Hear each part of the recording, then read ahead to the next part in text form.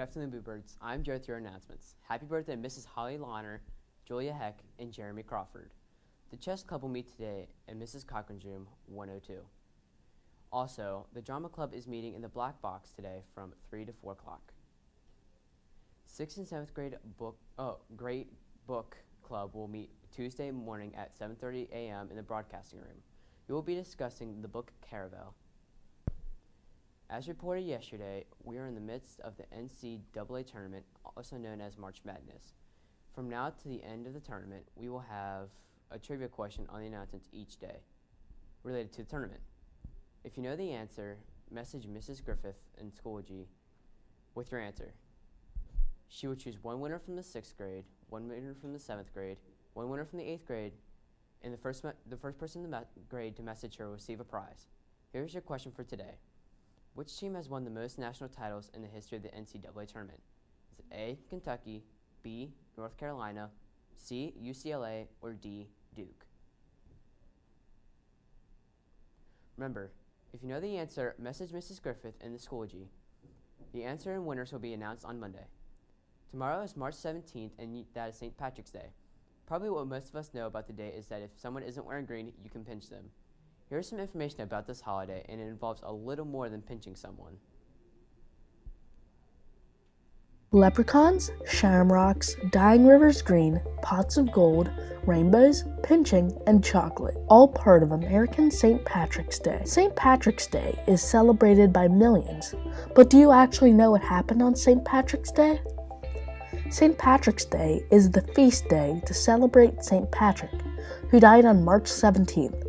St. Patrick's original name was Maewyn, but while young, he was kidnapped in Roman Britain and was turned into a slave, where he was brought to Ireland.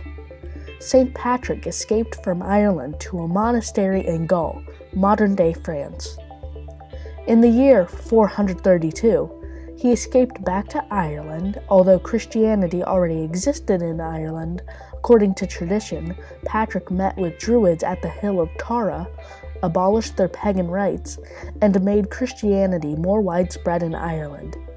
The reason the shamrock is now commonly found during St. Patrick's Day is because he had used it to explain to the Druids what the Trinity was. Patrick became a bishop, and upon his death he became the patron saint of Ireland. St. Patrick's Day started being celebrated in the U.S. after the Irish potato famine, where many Irish people immigrated to the U.S. and started celebrating St. Patrick's Day. So, what do leprechauns have to do with this? Well, they were a name for fairy shoemakers who stored their money in pots, and when St. Patrick's Day started being celebrated throughout the U.S., other aspects of Irish culture were added into the holiday. St. Patrick's Day is not celebrated by only the Irish and Christians. In fact, like Christmas, it has been secularized greatly. In 2017, 56% of Americans celebrated St. Patrick's Day, but America isn't the only country that celebrates St. Patrick's Day. So does Canada, Ireland, Australia, New Zealand, Japan, the United Kingdom, Malaysia, Argentina, Russia, South Korea, Switzerland, and even the International Space Station.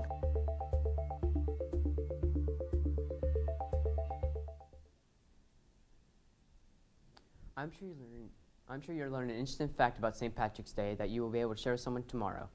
For lunch today, we'll be having spaghetti and meatballs with garlic breadsticks. The alternate is cheese pizza. For lunch on Monday, we'll be having breaded chicken leg with mashed potatoes and gravy and steamed corn. The alternate is a fiesta stick. Remember, you can always fix yourself a salad or add fresh fruit to your lunch. Have a happy St. Patrick's Day. Have a great rest of the day, Bluebirds.